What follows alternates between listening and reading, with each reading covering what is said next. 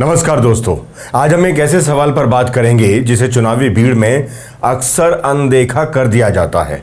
नेताओं के बड़े बड़े वादों और नारों के शोर में दबा दिया जाता है। सवाल यह है, क्या महिलाओं की राजनीति में भूमिका सिर्फ नाम भर की है? क्या महिलाएं सच में राजनीति में आगे बढ़ रही हैं या फिर उन्हें सिर्फ मोहरा बनाकर रखा जा रहा है? 2027 में चुनाव से पहले उत्तराखंड में पंचायत चुनाव की सरगर्मी तेज हो चुकी है। गांव में चाय की दुकानों से लेकर चौपालों तक हर जगह चर्चा का माहौल है। हर पार्टी और निर्दलीय उम्मीदवार प्रचार में जुटे हुए हैं। हर जगह बैनर पोस्टर लगे हैं, वादों की बौछार हो रही है और हर चुनाव की तरह इस बार भी नेता कह रहे हैं महिलाओं को सशक्त बनाएंगे, महिलाओं को आत्मनिर्भर बनाएंगे, महिला को सुरक्षा देंगे। लेकिन क्या हर बार की तरह ये सिर्फ वादा ही रह जाएगा?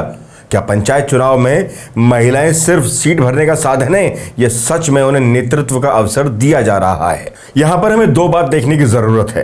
पहला, प्रतिनिधित्व का आंकड़ा बड़ा है। दूसरा, असल में सिर्फ आंकड़ा बड़ा है या फिर फैसला लेने की शक्ति भी बड़ी है। पंचायतों में महिलाएं सीट पर तो आ गई, लेकिन क्या वो मुखिया, सरपंच या ग्राम प्रधान बनकर सच में अपनी मर्जी से फैसले ले पा रही हैं? कई गांवों में ये देखा गया है कि महिला प्रधान के नाम पर उनके पति, भाई या पिता पंचायत चला रहे होते हैं। इसे प्रधानपति कल्चर कहा जाता है, जहां महिला नाम की मुखिया होती हैं और सत्ता उनके परिवार के पुरुषों के हाथ में रहती है। उत्तराखंड के कुमाऊं और गढ़वाल के कई ब्लॉकों में यह आम बात है। अल्मोड़ा के क्षेत्र से एक महिला प्रधान चुनी गई, लेकिन पंचायत के हर फैसले में उनके पति और देवर ही बैठकों में आगे दिखाई दिए। पौड़ी के एक गांव में महिला प्रधान की जगह उनके बेटे ने सरकारी अधिकारियों के साथ बैठकर योजनाओं की फाइल पर निपटारा किया, भले हस्ताक्षर महिला प्रधान ने ही किए। ऐसे में सवाल उठता है कि क्या महिलाओं को नाम की मुखिया बनाकर रखा जा रहा है? क्या हम सच में महिलाओं को सशक्त कर रहे हैं या बस दिखावा भर कर रहे हैं? वीडियो में आगे बढ़े उससे पहले थोड़ा आरक्षण की स्थिति स्पष्ट कर दें। भारत में संविधान ने पंचायतों में महिलाओं के लिए 33% आरक्षण दिया है, जिसे कई राज्यों ने बढ़ाकर 50% कर दिया।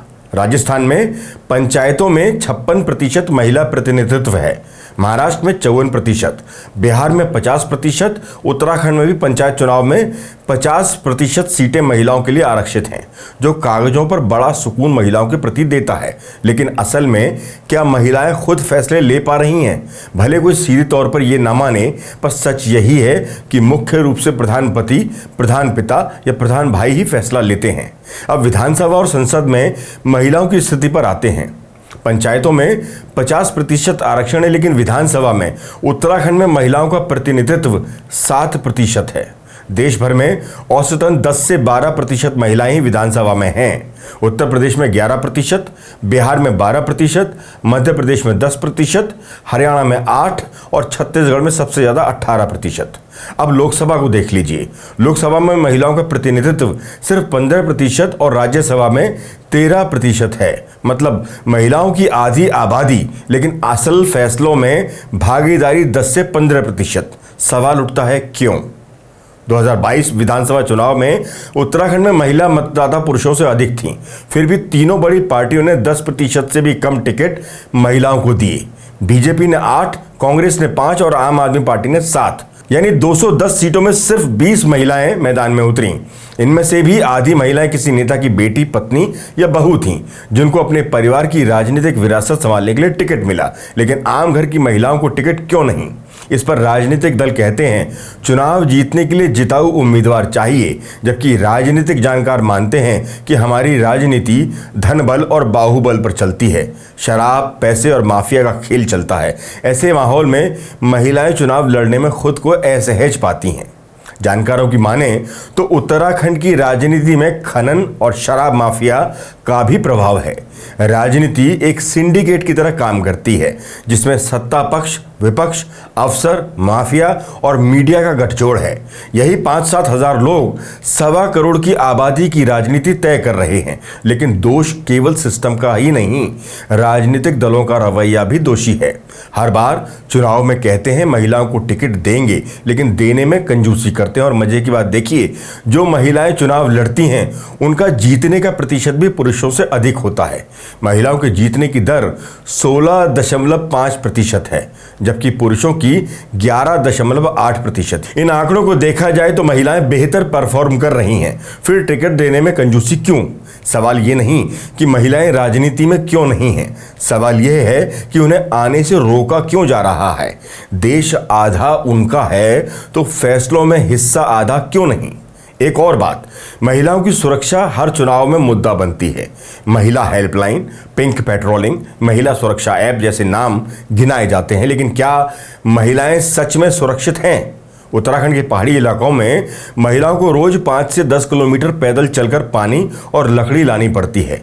रास्ते में छेड़छाड़ और यौन हिंसा की घटनाएं होती हैं। कई मामलों में शिकायत करने पर पुलिस भी गंभीरता से लेती नहीं।